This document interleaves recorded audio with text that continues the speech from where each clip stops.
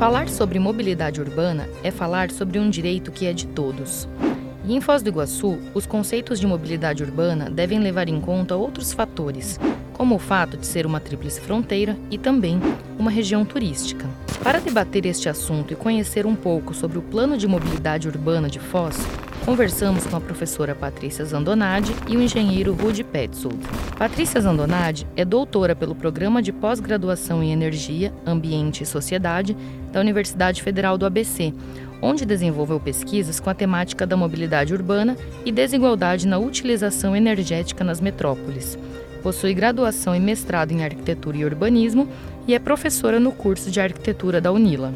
Rudy Petzold é engenheiro civil no Parque Tecnológico Itaipu, onde coordenou a elaboração do Plano de Mobilidade Urbana de Foz do Iguaçu, concluído em 2018. Confira a entrevista na íntegra.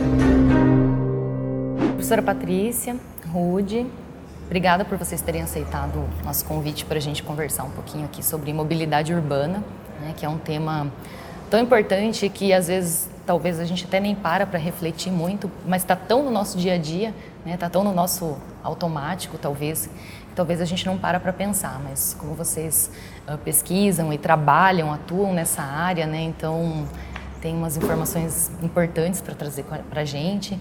Então, eu gostaria que vocês explicassem um pouquinho, falassem um pouco das experiências e das pesquisas de vocês, da atuação de vocês, né? A gente vai entrar aqui em assuntos bem específicos de Foz do Iguaçu, assuntos locais, mas eu queria então que a gente começasse assim falando de uma maneira mais abrangente o que é mobilidade, né? Afinal de contas, a gente ouve essa palavra, a gente vê na televisão, a gente lê mobilidade urbana, trânsito, transporte, mas o que é isso, né? Afinal de contas, qual que seria o conceito disso, para a gente poder entender um pouquinho? Certo. Bom, falando um pouco mais técnico, né? A gente sempre busca trabalhar o conceito de mobilidade como a condição na qual ocorrem os deslocamentos das pessoas, das cargas e indo para a parte da mobilidade urbana, como isso acontece, né, dentro do ambiente urbano, né? Então, um conceito um pouco mais técnico, né, do que seria a mobilidade e a forma como a gente procura enxergá-la, né, para se trabalhar esse tema, né? Acho que talvez uma principal diferença, né, porque existe sempre uma confusão do que é mobilidade urbana e do que é trânsito, transporte, né? Então, acho que o trânsito e o transporte são elementos, né, que compõem o entendimento que seria mobilidade. Exatamente. Mas aí eu acho que a grande mudança mesmo, quando a gente fala de mobilidade, é a perspectiva, que a mobilidade ela parte da perspectiva do indivíduo, da indivídua. Exatamente. E como ela se desloca no espaço da cidade, no caso, ou da região, né, naquele território. Então, você sai da perspectiva dos fluxos e parte para a perspectiva da pessoa, né, como ela se apropria e se desloca naquele espaço. Ou seja, né, a gente fala de mobilidade, a gente pensa no trânsito, a gente pensa em eu pegar meu carro e ir para algum lugar, né? Mas a mobilidade é mais que isso, né? A pessoa caminhar, né? Ela ter uma calçada adequada para ela caminhar, digamos assim, a ocupação dos espaços urbanos mesmo, né? Opções, né? A própria infraestrutura que é criada para que as pessoas se movimentem, a condição daquilo, as opções que você tem, né, realmente, quando você pensa em se movimentar de um lugar para o outro. E, obviamente, que isso é o que vai influenciar a sua escolha, né? Então, naturalmente, o ser humano opta por aquilo que ele prioriza, né? Seja o tempo, seja o custo, seja o conforto. Então, essas condições todas que são postas, né, para que o indivíduo, né, possa optar como é que ele vai se deslocar, como é que ele vai se movimentar, né, dentro da cidade, né? E que hoje na cidade a gente não pode viver sem se deslocar, né? A gente não vive na cidade sem se deslocar. Na cidade ou até no território, né? Ela é uma condição, não é mais uma escolha, né? A gente tem que se deslocar enquanto morador e moradora de um território. Seja para trabalhar, seja para estudar, para ir a algum equipamento público.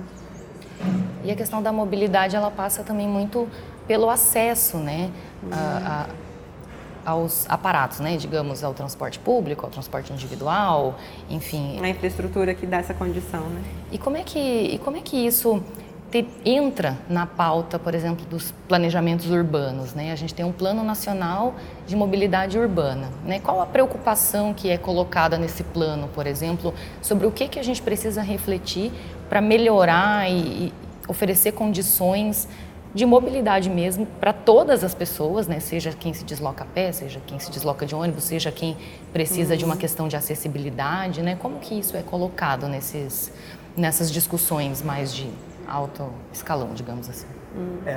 O governo federal, em 2012, né, ele criou a Lei 2.587. Ela, na verdade, não é que ela é um plano de mobilidade nacional, ela, na verdade, ela estabelece a Política Nacional de Mobilidade Urbana. Eu vejo isso como um grande ganho, né? Isso sinaliza uma certa preocupação do governo federal como um todo com o tema da mobilidade urbana. E você vê que é uma temática que é imposta como sendo algo que deve ser tratado de uma maneira séria pelas próprias sanções que são previstas nessa lei, né? Então, ela foi publicada em janeiro, se eu não me engano, de 2012, em 90 dias ela entrou em vigor, então abril de 2012. Inicialmente havia um prazo de 24 meses para que todos os municípios com mais de 20 mil habitantes elaborassem e oficializassem, né, o seu plano de mobilidade urbana. Esse prazo ele foi prorrogado algumas vezes, sofreu algumas prorrogações que depois foram revogadas, e vai e volta, e prorroga e não prorroga. E agora a situação atual dessa nossa Política Nacional de Mobilidade Urbana, no finalzinho do ano passado tinha sido prorrogado até abril desse ano, né? E aí, quando foi chegando no final desse prazo, houve uma nova prorrogação, então, até abril do ano que vem. As sanções, né, dessa lei, elas são bem drásticas, assim, do ponto de vista de viabilizar obras, né, de mobilidade urbana, porque todos os municípios que não se adequarem a isso, ou seja, que não criarem o seu plano de mobilidade, a sanção prevista é que eles deixam de receber recursos do governo federal para toda e qualquer obra, enfim, toda e qualquer ação ligada ao tema da mobilidade. E se essa pendência permanecer por mais um ano, o município ele fica impedido de receber recursos do governo federal para qualquer coisa. Então, realmente, é muito bom que foi dado, né, essa seriedade para essa temática. Então, pelo menos eu vejo com muito bons olhos que isso está sendo tratado, está sendo discutido. Se você vai avaliar também tudo que está lá nessa política, você vê que há uma certa priorização e uma certa inversão daquilo que a gente tem hoje como mais usual, né, no nosso dia a dia. Ou seja, existe uma tendência a se priorizar a mobilidade do pedestre, a mobilidade do ciclista, né? Então, isso é muito bom também, né? Que a gente tenha uma visão um pouco melhor para a mobilidade urbana, porque, querendo ou não, as nossas cidades, historicamente, né, a professora vai poder falar um pouco sobre isso também, elas foram construídas para os carros, né, para a mobilidade da pessoa que utiliza o carro, né, o carro individual, o que não é eficiente. Hoje a gente vê isso, né? Então, essa política ela veio realmente para que as pessoas, os municípios, né, acordem um pouco mais para esse tema tão importante do nosso dia a dia, né, como cidadão, como morador de uma cidade, né, como pessoa que precisa se movimentar todos os dias. É um instrumento a mais, né, que a gente tem para tentar, enfim, interferir na dinâmica que a gente tem hoje na mobilidade das cidades. Exatamente. E aí tem uma coisa que é muito importante, que a gente tem também, historicamente, uma diferença muito grande do que é plano e do que acontece. Exatamente. Tanto nas gestões, quanto no dia a dia das pessoas, no seu deslocamento, né? Então, a gente tem, por exemplo, nessa política nacional, existe uma hierarquização, né, Rudy, de preferências, por exemplo, de tratamento no trânsito, relacionado aos modos de deslocamento, né? Então, a gente chama, às vezes, no planejamento, chama de modais, assim, né, de uma maneira mais... enfim, de quem trata com o tema. Termo mais técnico. Um termo, na verdade, é um apelido, um cacoete, assim. E que você tem os veículos maiores, tem que proteger e respeitar os veículos menores e que tem que respeitar os pedestres, né? Então, essa hierarquia de prioridades, ela está colocada na política, né? Ela está, inclusive, no Código de Trânsito, ela, né? já estava no Código Sim. de Trânsito, ela foi reafirmada na política. A prioridade de investimentos é para o transporte público e para mobilidades não motorizadas, né, bicicleta e a pé. Para acontecer isso de fato é um abismo muito grande do que a gente tem como hegemônico na cidade, né, que acontece de fato, e o que a política preconiza. Então, alguns exemplos muito básicos, assim, por exemplo, é infração gravíssima no trânsito você não parar para um pedestre atravessar na faixa. Eu não conheço ninguém do meu entorno que um dia foi multado por isso. É infração gravíssima você ameaçar algum pedestre que esteja atravessando ou a qualquer outro veículo que seja menor que o seu que esteja atravessando ou transitando em via pública. Não precisa ser na faixa. Nunca fiquei sabendo de uma pessoa que foi multada ou de um veículo que foi autuado por causa disso. E a gente vê isso o tempo inteiro. Acho que isso vem um pouco dessa lógica, né, que o Rudi comentou, que a gente tem essa sensação, né, no nosso cotidiano de que realmente a cidade é para os carros, né, as ruas são feitas para os carros, né, a pessoa que está no volante com seu carro particular individual, ela se sente com a prioridade, né, eu tenho mais direito do que você, esse espaço é mais meu do que seu, né, então existe um pouco talvez essa cultura, né, esse hábito nas pessoas de acharem que a prioridade tem que ser do carro, né?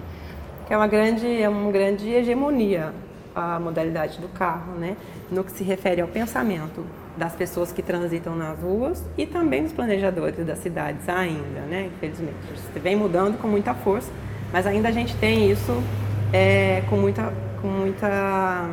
muito consolidado, né, na maioria dos planejadores dos municípios do Brasil e eu diria da América Latina também, isso é muito forte. Porque o carro ele vem associado a várias coisas, não é só um transporte, não é só uma modalidade de deslocamento, né? Ela vem associada a um status, ela vem associada a uma economia gerada por isso também na cidade e no país, né? Então, tudo isso faz com que esse sistema de hegemonia do carro na cidade seja tão estabelecido e que é naturalizado, né? É como se as pessoas também saíssem das suas casas e levassem um pedaço delas, né?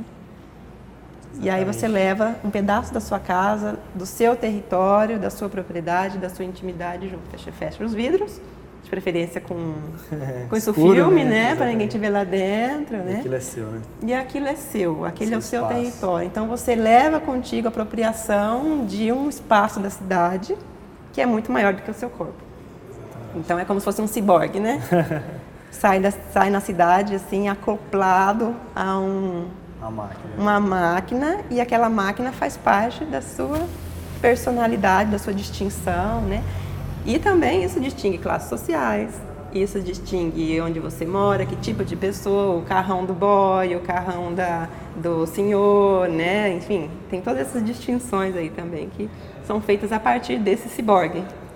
E existe muito essa divisão mesmo por classe social, né? Por exemplo, o transporte coletivo, o transporte público, o ônibus, às vezes é algo que as pessoas não querem usar por uma série de questões, né? Tem a questão do tempo, algumas às vezes não tem uma linha que atende aquela pessoa, tem a questão do conforto, né? Seja o conforto térmico, seja a questão de que a pessoa tem que ficar em pé ou que é muito lotado.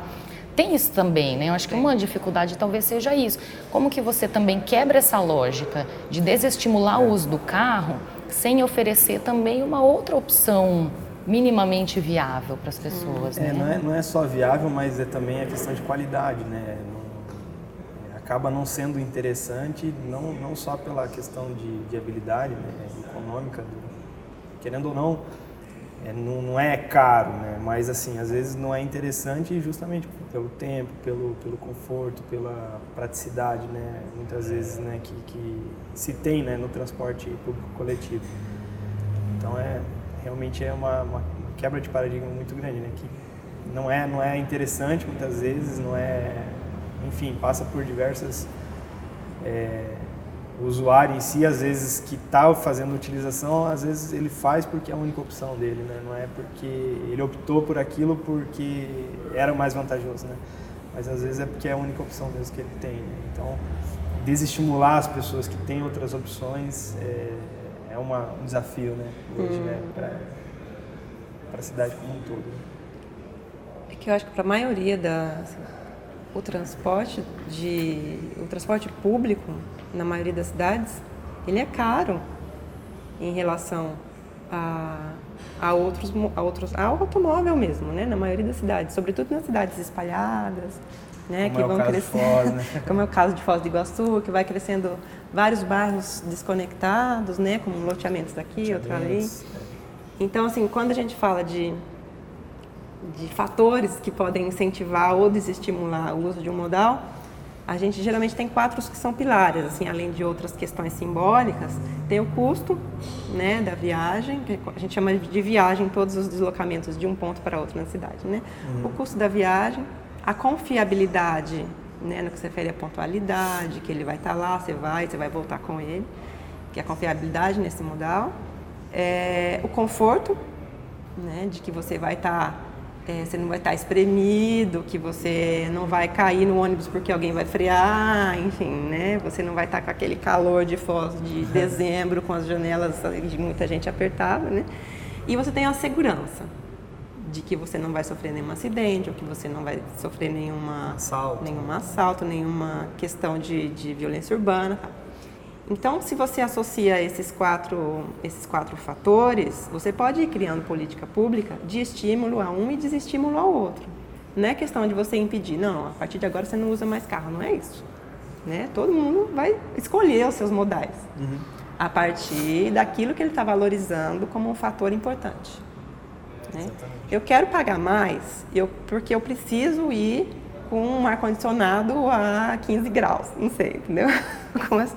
Eu quero, eu quero ir com 15 graus, eu quero usar um espaço da cidade privado o tempo inteiro com o meu carro estacionado, mas então eu vou pagar para esse espaço, que é público e eu estou me apropriando dele o dia inteiro, como é o caso de um estacionamento numa via pública. Né? Então, são esses estímulos. Eu acho que um deles, que é bem importante no nosso caso, é você ter a diferença de divisão de espaços que a cidade tem para diferentes modais. A gente é só olhar assim, só olhar na rua, né? Qual é o espaço que se tem para a bicicleta e qual o espaço que se tem para o pedestre? Qual a qualidade desse espaço também? Além da qualidade. São 2 fatores bem importantes, né? A qualidade desse espaço e a quantidade. Né?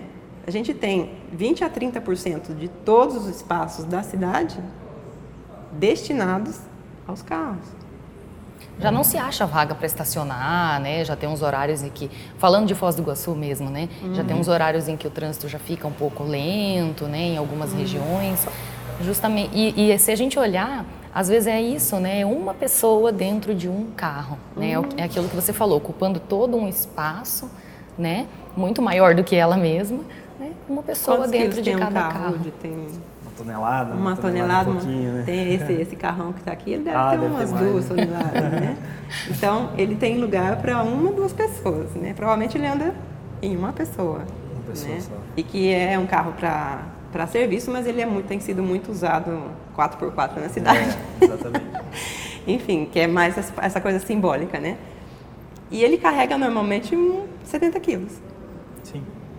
Né? Então é 1,5 toneladas, 2 toneladas para carregar 70 quilos. Então a energia para você impulsionar esse monstrinho de lata, para você levar, né? É mais um ciborgue mesmo simbólico do que uma racionalidade energética, né? De economia energética e materiais. E às vezes é uma viagem, né? Como você disse, que é o termo. Viagem. Uma viagem de 15 minutos no começo do dia. Depois esse veículo fica estacionado ali o dia inteiro. Sem servir a nada, fica só ali. E depois outra viagem de 15, 20 minutos na volta, por exemplo, né? Chutando por alto, assim, né? Sim. Mas a eficiência disso, na verdade, não tem a menor lógica, né? Se a gente parar para pensar, né? Eu já fiz uma conta uma vez, que eu não tenho aqui para reproduzir para vocês, mas fica muito mais barato. Na metrópole, naquele caso, eu fiz essa conta, né? Você andar de táxi. Naquela época ainda não tinha Uber. Ou outros aplicativos, né? Fica mais barato você andar de táxi na cidade do que se você ter o seu carro e andar de carro para ir nas viagens que eu fazia, né? Porque aí você tem o custo do veículo, você tem o custo da manutenção, você tem o custo de estacionamentos, você tem o custo PVA, dos impostos, né? Todos e da energia, né? Do combustível. Exatamente.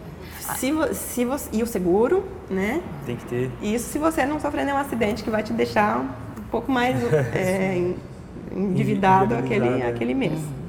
Falando aqui de Foz do Iguaçu especificamente, né? A gente teve o lançamento do Plano de Mobilidade Urbana de Foz, né, que está naquele contexto da política que você explicou, né, que os municípios tiveram que entregar. Né, e o PTI desenvolveu esse plano, né, fez estudos, fez análises, um diagnóstico da cidade e uma proposta, né, para esse plano. Queria que você falasse um pouquinho para a gente do que foi, o que vocês observaram, o que foi apontado nesse plano, possíveis soluções aqui para a região. Sim, o plano a gente iniciou a elaboração dele em dezembro do ano passado e nós realizamos a entrega dele em março, porque na época ainda o prazo era abril desse ano. Então a gente estava realmente... 2018, né? Exatamente, 2018. Então a gente estava realmente numa corrida contra o tempo para cumprir, né, o que a política estabelecia. Porém, a gente teve muita consciência de que a gente não queria fazer algo apenas para cumprir essa data que a política estava estabelecendo. A gente realmente queria fazer um plano que ajudasse, né, o município nos próximos anos a ter um pouco mais de qualidade no tema da mobilidade. Até porque nós que elaboramos somos, né, moradores de Foz do Iguaçu e vivemos a mobilidade todos os dias. Então nós trabalhamos primeiro inicialmente com um diagnóstico, né, coletamos muitas informações tanto com as universidades quanto os órgãos, secretarias, Fostrans, enfim, parte da própria prefeitura mesmo, algumas secretarias que tinham algumas informações, os trabalhos, né, que as universidades que têm, principalmente cursos de engenharia e arquitetura, levantam, né, todos os anos. Então a gente trabalhou muito com esses dados para poder fazer primeiramente um diagnóstico, para poder ver quais são, né, esses problemas que Foz do Iguaçu tem hoje e aí sim poder descrever a melhor receita, né, para poder trabalhar com cada um desses problemas. Então a gente fez esse diagnóstico, apresentou ele em uma primeira audiência pública, depois nós começamos a trabalhar com as soluções, tivemos mais 2 audiências, então foram no total 3 audiências públicas de apresentação do plano. A política nacional, ela fala para que cidades de fronteira, né, como é o nosso caso aqui, tenham um pouco mais de atenção com as suas cidades gêmeas, né? Foz do Iguaçu tem uma particularidade que são 3 nações, né? Então nós trabalhamos com 3 países, né? Na verdade, e a gente tentou criar, né, dentro desse plano um conceito que nós chamamos de metrópole das 3 nações, porque a gente não pode pensar só na mobilidade da população de Foz. A gente está falando de uma região metropolitana que, se a gente somar, é mais de 1 milhão de pessoas. Então, essas pessoas se movimentam não só dentro da cidade de Foz, mas também para esses países, essas cidades vizinhas. Então, a gente tentou levar isso em consideração. Alguns problemas, eles são grandes, alguns temas, eles precisam de uma atenção mais específica. Nós tentamos não deixá-los de lado pela sua dimensão. Então a gente procurou pelo menos colocar ali uma estratégia de resolução desses problemas, né? Então a política, só voltando um pouco na questão de categorização, ela separa, né, em 5 grupos, né, 5 modais: a questão do pedestre, do ciclista, do transporte público coletivo, do transporte motorizado individual, seja ele público ou privado, a questão do táxi e o carro particular, e o transporte de carga. Para Foz do Iguaçu, pela sua natureza também, não só das 3 nações, mas também a questão turística, nós criamos também mais uma categoria, que é a questão da mobilidade turística especificamente. Então a gente viu que isso também é um tema que precisa ser tratado em separado. Então nós criamos também essa categorização dentro do plano, chamada de mobilidade turística. E aí a gente foi trabalhando, né, dentro de cada uma dessas categorias, com base nas informações que nós recebemos, no diagnóstico que nós estabelecemos. E nessas estratégias que eu estava falando para você, que nós tentamos criar para que esses problemas maiores não deixassem de ser resolvidos, a gente procurou, por exemplo, né, criar dentro da própria prefeitura, dentro da estrutura, né, da prefeitura, a gente propôs a criação de uma diretoria municipal de mobilidade urbana para que esse tema ele tenha, né, a sua atenção que ele merece dentro do nosso município, e colocamos algumas atribuições também para essa diretoria, né? A questão da mobilidade internacional, a gente, pelo pouco tempo que teve, a gente chegou também a convidar, né, representantes das cidades vizinhas, acabamos discutindo muito pouco com eles, então a gente propôs também a criação de um plano de mobilidade internacional para tratar especificamente dessa mobilidade entre os países, entre essas cidades vizinhas que nós temos aqui. A política fala de cidades gêmeas, né? No nosso caso são trigêmeas, né? Porque são 3. E na parte do transporte público coletivo, que é onde a gente viu que existem os maiores, né? Pelo menos nos diagnósticos que a gente fez, os maiores problemas hoje, que poderiam também ser as maiores soluções, né? Para melhorar a questão da nossa mobilidade no nosso dia a dia, a gente colocou a criação de um plano estratégico do transporte público coletivo, né? A criação de um verdadeiro planejamento específico para o transporte público coletivo. Nós vimos que o modelo de concessão que foi feito, ele coloca na iniciativa privada o poder de fazer esse planejamento, né? De poder estipular as rotas, as paradas, enfim, todo esse planejamento. Então a gente queria realmente fazer essa inversão de trazer para o poder público o planejamento para que aí sim se coloque na praça a proposta de concessão e aqueles que têm interesse possam se adequar a esse planejamento e não o contrário, né? A gente tem que se adequar ao planejamento do poder privado que, querendo ou não, vai visar lucro. Isso é uma inversão de perspectiva do transporte público, né? Ele passa a ser uma política pública a partir de um direito, né, que a gente já tem nacionalmente constituído isso, né, como um direito. O transporte público é um direito, no mesmo nível de que educação e saúde. Veja só. Um direito básico, né? E ao mesmo tempo, né, o transporte público ele é tratado como uma mercadoria. Exatamente. Né? Para gerar lucro. Eu sou engenheiro civil, então a gente trabalha muito com obras, né, e tudo mais. A gente brinca, né, que o empreiteiro, por si só, ele quer ganhar dinheiro, né, ele visa lucro. Se para isso ele precisar construir um prédio, paciência, vou lá e vou construir esse prédio, né. Mesma coisa é a visão que a gente tem do transporte hoje, a situação atual, né. Das empresas. As empresas, elas visam lucro. Se para isso eu vou precisar colocar um ônibus lá para levar a pessoa para lá, paciência, eu vou colocar então. Mas o que eu quero mesmo é ganhar dinheiro. Então, a gente precisa ter realmente essa visão drástica, né, para cima do setor privado, porque querendo ou não, acaba isso falando muito mais alto, né, do que o interesse da população e do indivíduo. Então, do que a qualidade, né, desse serviço, o conforto da pessoa, né, que vai utilizar. E é um serviço de público cativo, não tem concorrência. Exatamente. Não tem essa regulação de mercado, né, então... Exatamente.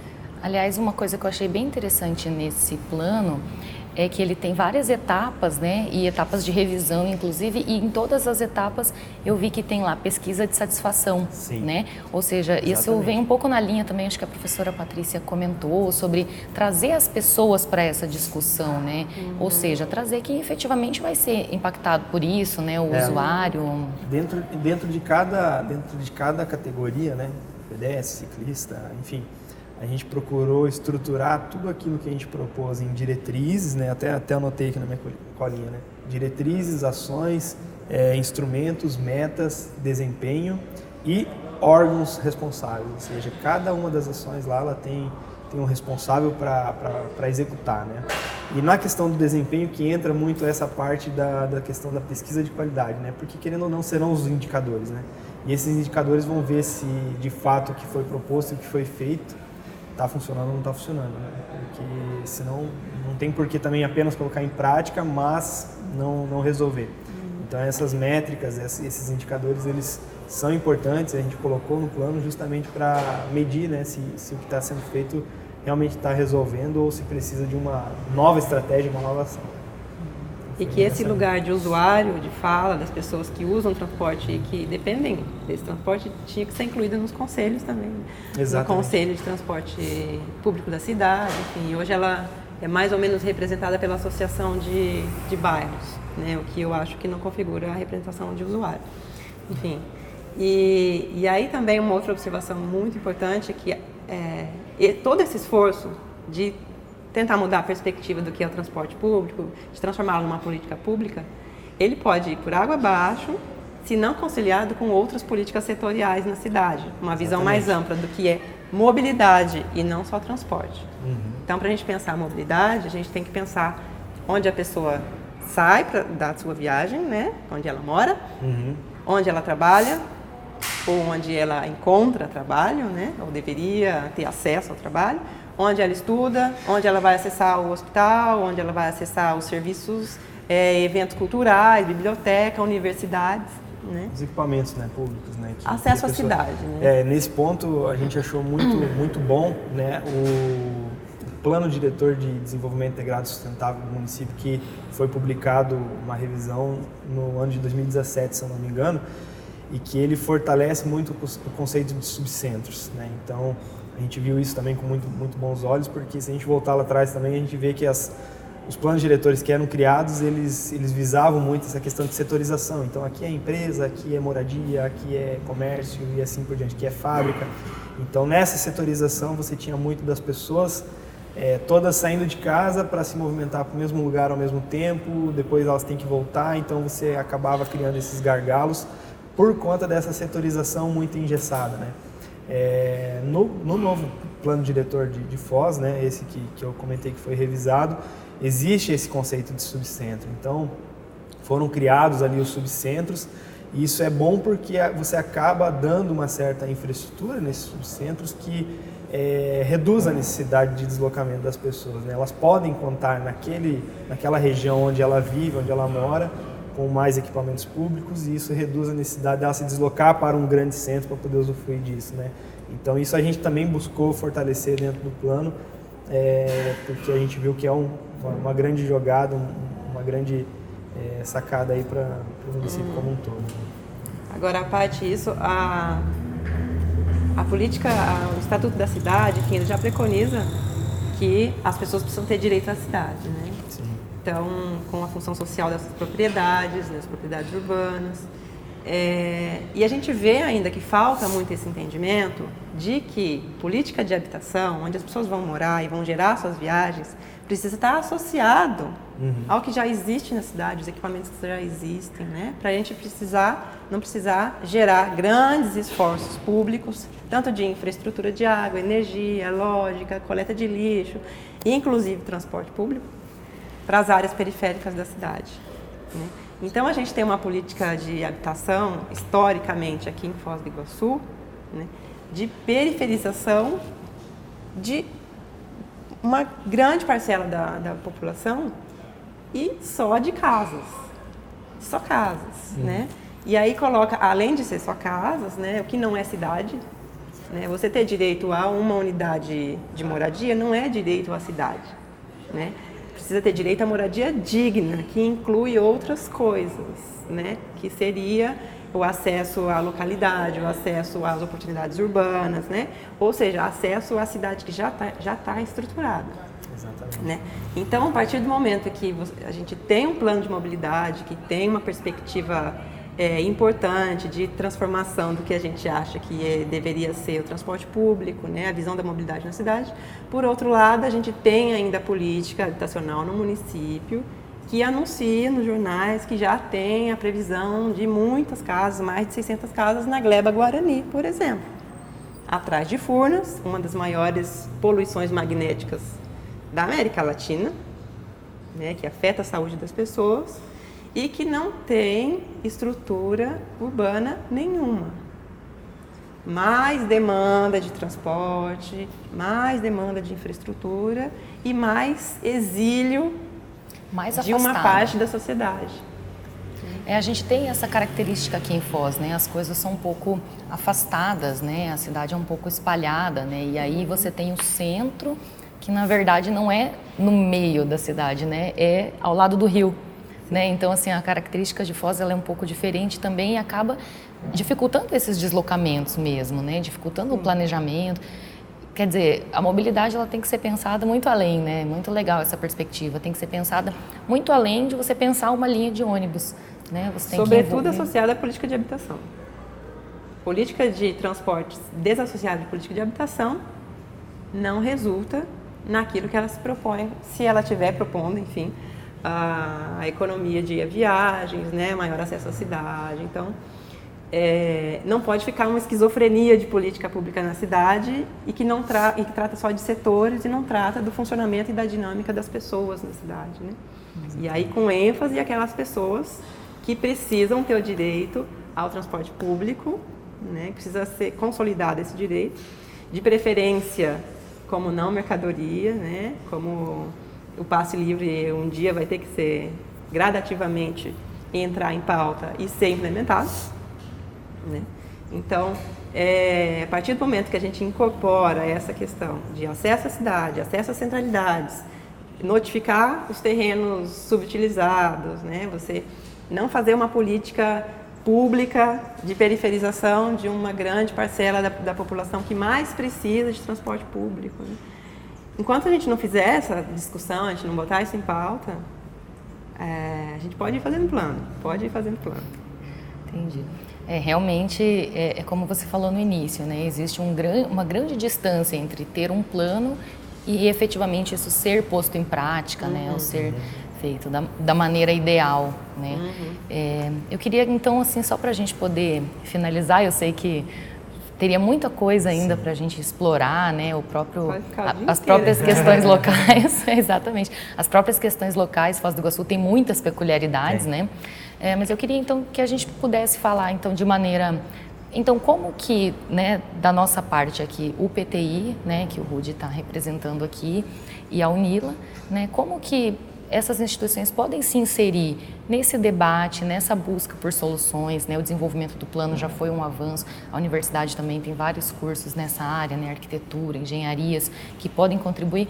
Como que essas instituições podem se unir aos demais entes do poder público e também à população, né? Que afinal de contas é quem vai ser usuária, né? Quem importa no fim das contas, como que pode contribuir no avanço, né? Na melhoria dessa mobilidade? A gente colocou muita coisa no plano, né? Se você pegar o plano, você vai ver que ele ficou bem extenso. Existem coisas de curto, médio e longo prazo, existem coisas de baixo custo, existem coisas que envolvem grandes intervenções urbanas e, consequentemente, tem um valor elevadíssimo para poder implantar. Mas existem muitas coisas que exigem trabalho, né? Não tem um custo tão elevado. Existem muitas estratégias que são simples, que já ajudariam bastante. Então, muito mais do que talvez o PTI continuar trabalhando, exercendo a sua função de desenvolver o território, muito mais até do que a UNILA continuar, né, apoiando com pesquisas, com propostas e assim por diante, eu acho que existe um papel muito fundamental para a gente poder colocar isso tudo em prática, que é o papel do cidadão, né, o papel de todo mundo. O plano de mobilidade ele está publicado, está disponível para todas as pessoas, para toda a população, e seria muito bom, né, que todas as pessoas tentassem compreendê-lo, tentassem entendê-lo, tentassem ler ele como um todo, né, e ajudassem realmente, né, a gente se propor a não só cobrar, mas também ajudar a colocá-lo em prática como um todo, né. Muitas vezes a gente cobra, mas desconhece, né, então seria muito bom, né, que o cidadão também se apropriasse dele, né, se apropriasse dele como um todo e ajudasse a gente, né, na cobrança, na colocação dele em prática agora, né. A gente não quer que ele seja apenas um instrumento que cumpriu, né, o que está estabelecido na lei. Então, que as pessoas ajudassem realmente a fazer com que ele não seja só um papel, né, não seja só algo que foi feito para... Formação é poder também, né? Exatamente. Então, as pessoas, seria muito bom que o cidadão também exercesse, né, o seu papel agora de cobrar a sua execução, né? Acho que isso é muito importante. O PTI, como sempre, está à disposição da comunidade, o objetivo nosso, né, o objetivo do parque como um todo é o desenvolvimento do território. Então, a gente não tem como, né, fazer o desenvolvimento sem poder contar também com o cidadão, com as pessoas, então a gente está sempre à disposição. Bom, acho que a primeira coisa seria todo mundo, as pessoas, pautarem o transporte público e a mobilidade como uma condição e um direito, né? Então, a partir do momento que você sabe que transporte público é um direito, você vai ter uma necessidade de empoderamento e reivindicação disso diferente, como as pessoas fazem hoje de saúde, como as pessoas fazem hoje de educação. É a primeira coisa, né? Saber que o transporte público é um direito e não uma mercadoria. Trazer a regulação e o planejamento, né, para uma esfera pública, como já foi uma proposta do plano diretor, né? Então, transporte público ser tratado como uma política pública. E uma política pública precisa de participação, né? Que não é só do gestor ou da gestora que toma decisões, mas que a sociedade, sobretudo as pessoas que são afetadas, os usuários, que participem dessas decisões, né? E aí, terceiro, que eu acho que esse tripé é bem importante, que é uma política de habitação que não tenha política de remoção nas áreas centrais, né? E que tenha política de direito às centralidades, né? Então, política de habitação de interesse social nas centralidades consolidadas. E parar completamente as remoções, que são as remoções de fundo de vale, as remoções de áreas ocupadas irregularmente, enfim. A gente já tem aparato legal para fazer os ajustes urbanísticos e legais, né, para que essas pessoas consigam se inserir na cidade de uma forma justa e digna, né? Então, porque normalmente as remoções são feitas usando critérios somente para quem é pobre, para quem é rico não sai, né? Por exemplo, morar em APP. Muita gente mora em APP, mas quem tem que sair? Quem é pobre, né? De uma maneira geral, assim. Então, acho que isso precisa ser muito bem casado, política de habitação com política de transporte público. Eu acho que isso é importante. Então, muito obrigada pela conversa, pelos esclarecimentos, pelas reflexões, né? Eu acho que são temas para a gente realmente pensar. Depois a gente pode disponibilizar também, né, esses conteúdos para as pessoas lerem, se inteirarem, se apropriarem do tema. Eu que agradeço a oportunidade de pautar isso, de trazer novas perguntas, que elas são tão, às vezes, mais importantes do que a própria resposta. E estamos à disposição. Muito obrigada. Do PTI a gente também agradece, né, a oportunidade de poder tratar desse tema e reforçar que a gente continua à disposição da comunidade para ajudar no que for preciso aí para ter uma mobilidade cada vez melhor na nossa cidade. Muito obrigado.